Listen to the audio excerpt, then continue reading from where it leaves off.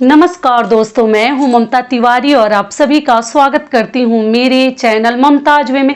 कैसे हैं आप सब? तो ये बताने के लिए कमेंट बॉक्स में जय माता दी हमेशा की तरह जरूर लिखिए। तो चलिए दोस्तों, आज हम इस वीडियो में जानेंगे कि अपने जीवन की 6 महत्वपूर्ण बातें अपने घर की कभी किसी के साथ शेयर ना करें, जो बातें हमारे घर के लिए झगड़े का कारण बन सकती हैं, दुख का कहीं ना कहीं कारण बन सकती हैं। तो वो कौन सी 6 बातें हैं जो हमें कभी किसी के साथ शेयर नहीं करनी है, नहीं तो हम मुसीबत में फंस सकते हैं। तो इसी के ऊपर आज का ये हमारा वीडियो है। तो आप बने रहिए मेरे साथ मेरे चैनल पर। अगर आपको मेरा वीडियो पसंद आता है तो प्लीज़ आप मेरे चैनल को सब्सक्राइब कर दीजिएगा, बेल आइकन को प्रेस कर दीजिएगा, जिससे कि मेरे वीडियो के नए नोटिफिकेशन आप सभी के पास सबसे पहले पहुंचे, और लाइक भी कीजिएगा। तो सबसे महत्वपूर्ण बात क्या है जो हम सभी को ध्यान रखनी चाहिए, वो क्या है कि कभी भी अपने अतीत की गलतियों को किसी के सामने ना आने दें, ना अपने भविष्य में आप क्या करने वाले हैं, भविष्य की रणनीतियों को कभी किसी के सामने ना आने दे। ये भी हमारे जीवन में कहीं ना कहीं दुख का कारण बन जाते हैं, और हम सोचते हैं कि हम सत्य के राह पे चलेंगे तो हम सच्चाई बता देंगे, तो हम इससे जो है ना मतलब हमारे मन में कुछ रह नहीं जाएगा। तो देखिए, सबके जीवन में कुछ न कुछ अतीत में, पास्ट में कुछ बीता रहता है। तो ऐसा नहीं है कि हमें बहुत अधिक बोलते हैं ना सत्यवादी हरिश्चंद्र बन के हर आदमी को बताते चलना है। तो क्या होता है ना अगर हम अपने अतीत की गलतियों को किसी के भी सामने अगर लाते हैं तो हमारे ऊपर एक स्टाम्प लग जाता है, और स्टाम्प लगने से क्या होता है कि बाद में हम सही भी हो जाते हैं, हर चीज़ हमारा सही भी हो जाता है, लेकिन लोगों का जो नज़रिया है ना वो जीवन में कोई नहीं बदल सकता। तो उसी नज़र से आप कितने भी महान व्यक्ति क्यों ना बन जाए, कितना भी कुछ अच्छा कार्य क्यों ना कर ले, लेकिन आपके ऊपर जो एक मोहर लग जाता है ना, एक स्टाम्प लग जाता है, वो कभी कोई उसको हटा नहीं सकता। तो इसीलिए कभी अपनी अतीत की गलतियां जो पास्ट में हो चुकी हैं उसको सामने लाने की जरूरत नहीं है, जब तक कि जरूरत ना पड़े। मान लीजिए जब ऐसी जरूरत ही पड़ जाए, कोई जानना चाह रहा है, कोई पूछना चाह रहा है, तभी बताए। बड़बोला बन के, बड़प्पन दिखा के अपने अतीत की गलतियों को कभी किसी के सामने ना लाएं, जिससे कि आपको अपमानित होना पड़े, और लोग जो है आपके ऊपर एक ऐसा मतलब छाप छोड़ के चला जाता है कि आप जीवन में कुछ भी अच्छा कर ले फिर भी लोगों का भरोसा आपके ऊपर से उड़ जाता है, और लोग उसी नजरिए से आपको देखने लगते हैं। और रणनीतियाँ क्या है कि देखिए, भविष्य में अगर आप कुछ करना चाह रही हैं, कुछ लेना चाह रहे हैं, या कुछ बड़ा सोच रही हैं, या कल से करेंगे या करने वाले हैं, तो अपने भविष्य की रणनीतियों को भी कभी किसी के सामने ना आने दें। नहीं तो देखिए, उससे लोग जो है प्रसन्न तो नहीं होते, कहीं ना कहीं उन्हें जैसे अंदर से जलन सी होने लगती है कि ये आदमी ऐसा करेगा, इस प्रकार से करेगा, तो वो बाधा बनने की कोशिश करने लगते हैं, या आपके कार्य में बाधा बनने का जरिया ढूंढने लगते हैं कि क्या करें कि इनका ये कार्य ना हो सके। तो इसीलिए आपको जब तक वो कार्य हो नहीं जाता है कभी किसी के सामने ना आने दें। तो यही कहा जाता है, बड़े बुजुर्ग जो कह के गए हैं, बहुत ही महान लोग थे जो ये सब बातें हम खाते थे। देखिए, जो गलतियां छुपी हैं उसे छुपा ही रहने दें, उस गलतियों को सामने ना आने दे। सामने आने से क्या होता है ना, आपकी प्रेस्टीज में कमी आएगी, फिर लोग का नजरिया जो है आपके प्रति मतलब वैसा ही हो जाएगा। आप कितना भी कुछ अच्छा कर लीजिए, लोगों की सोच कभी नहीं बदल सकती। तो ये हो गया हमारा पहला नियम। दूसरा नियम क्या है कि अपनी मजबूरी कभी किसी के सामने ना आने दें।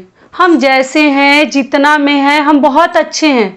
अगर आप किसी को अपना मजबूरी बताते हैं तो वो आदमी आपका कोई सहायता नहीं करता, अंदर ही अंदर मुस्कुराते हैं, खुश होते हैं कि चलो इनके साथ। हर आदमी नहीं करते हैं, लेकिन कई ऐसे लोग हैं। तो इसीलिए कभी भी अपनी मजबूरी किसी के सामने ना आने दें।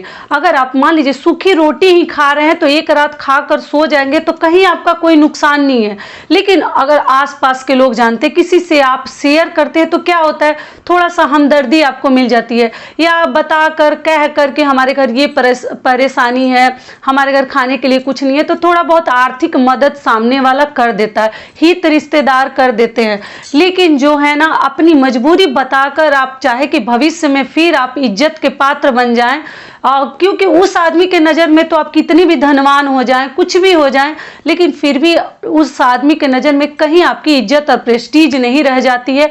तो इसलिए आप क्या खा रहे हैं, क्या बना रहे हैं, आपकी क्या मजबूरी है, कभी किसी के सामने ना आने दें। एक दिन हम नमक रोटी ही खा कर रह जाएंगे, लेकिन किसी के सामने हाथ अगर फैला देते हैं तो जीवन में कितना भी भगवान हमें धन दे दें, लेकिन वो आदमी कहेगा अरे कल तो ये लोग मांग के खा रहे थे, आज ये धनवान बने, हम ही तो मदद किए थे, हमने ही तो नमक दिया था। तो इसलिए मजबूरी जाके सामने वाले के सामने मत रोइए।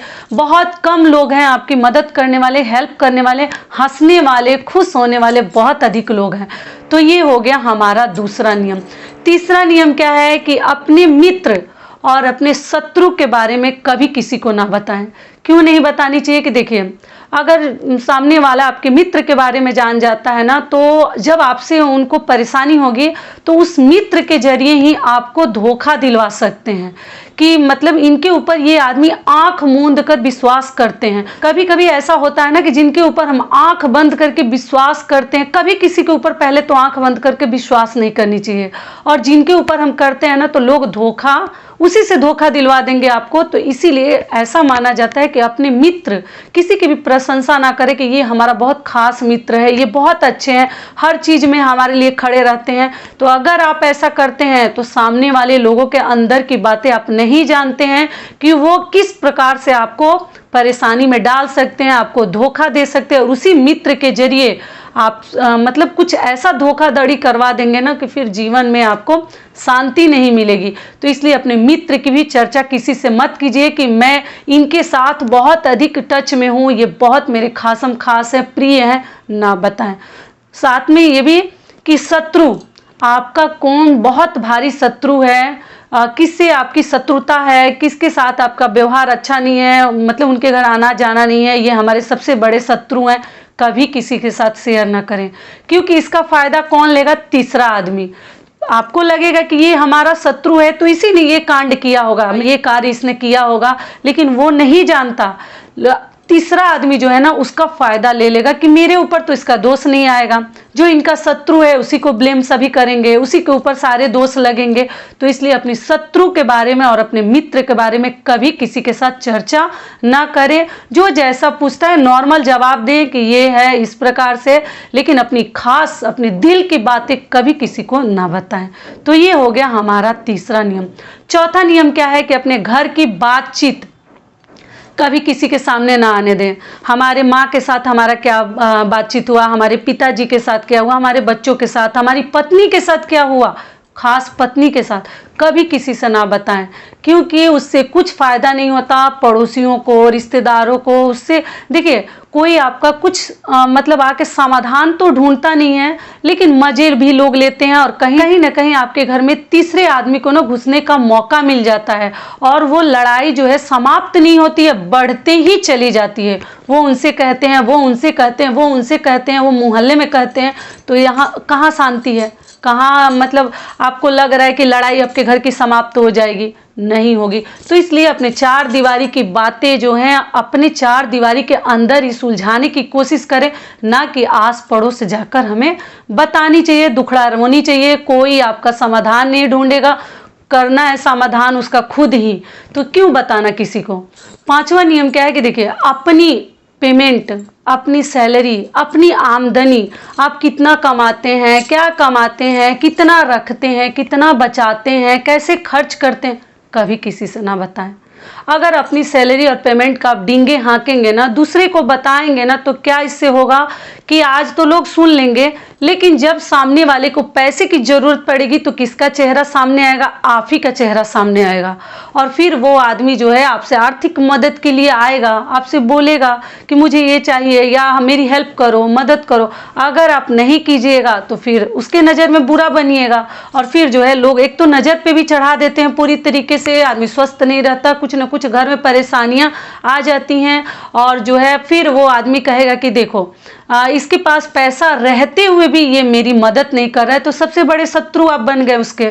तो इसीलिए अपनी आमदनी के बारे में ना हमें ज़्यादा बतानी है, ना हमें कम बतानी है, ना हमें डींगे हाँकनी है, ना अपनी मजबूरी बतानी है। तो क्या ज़रूरत है, जैसे भगवान हमारी गाड़ी को चला रहे हैं वैसे हमारी गाड़ी जो है पटरी पे चल रही है। हमको तीसरे से ना मतलब अपनी तारीफ करनी है, ना अपनी मजबूरी, अपनी कमजोरी बतानी है। तो अपनी आमदनी के बारे में, अपने सैलरी के बारे में, अपने पेमेंट के बारे में कभी किसी के साथ डिस्कस ना करें।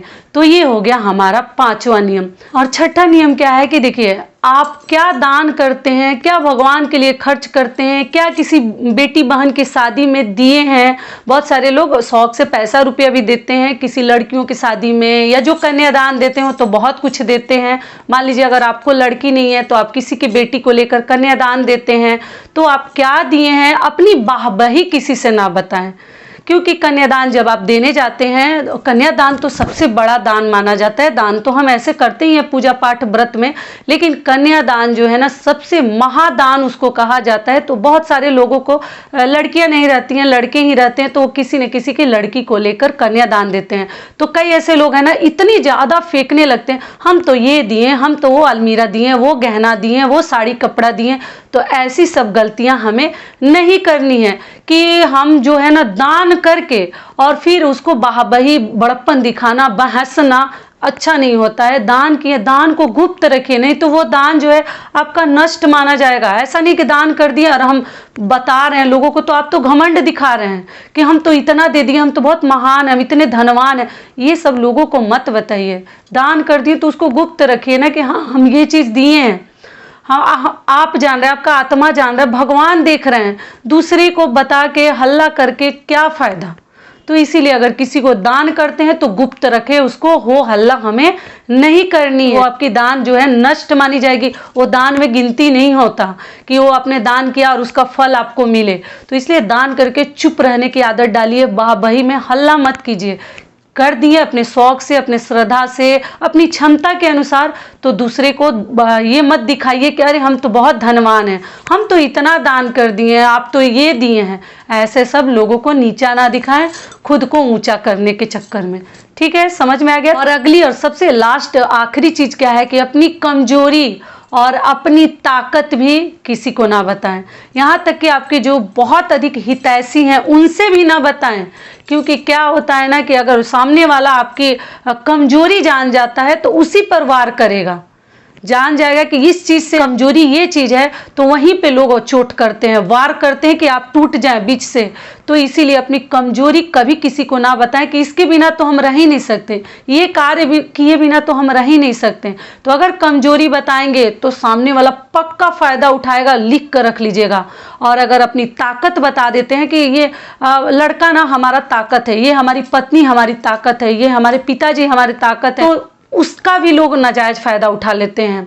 तो उस ताकत को ना मजबूरी बना देंगे, कमजोरी आपकी बना देंगे, फिर आप कहीं के नहीं रह जाते हैं। फिर जहां आपकी ताकत है उसी ताकत के ऊपर लोग चोट करना, घाव करना शुरू करेंगे।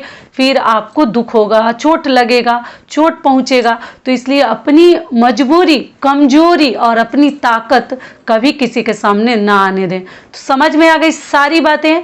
तो यही हमारे कुल 6 महत्वपूर्ण बातें थे, नियम थे, जो आप लोग गांठ बांध कर रख लीजिएगा। एक बार जब आप लोग आराम से एकांत में जब सोइएगा और सोचिएगा कि ये सब कार्य करके क्या आपको फायदा होगा कि आपको नुकसान होगा, जरूर एक बार मेरी बातों पर गौर कीजिएगा। और एक घर में सुख समृद्धि तो आने ही नहीं देते और दुख और झगड़ा का सबसे बड़ा कारण माने जाते हैं। तो गलतियां तो हम ही करते हैं और दोष देते हैं किसको? भगवान को, भाग्य को हम दोष देते हैं। तो आज से इन सभी गलतियों को करना आप लोग छोड़ दीजिए। तो आशा करती हूँ, उम्मीद करती हूँ कि इस वीडियो से मेरी बहनों को, मेरे भाइयों को बहुत अधिक लाभ मिलेगा। फिर मिलती हूँ एक नए वीडियो में, तब तक के लिए नमस्कार। स्वस्थ रहिए, सुरक्षित रहिए और जहाँ कहीं भी रहिए खूब खुश रहिए। अगर वीडियो पसंद आता है तो सब्सक्राइब और लाइक जरूर कीजिए।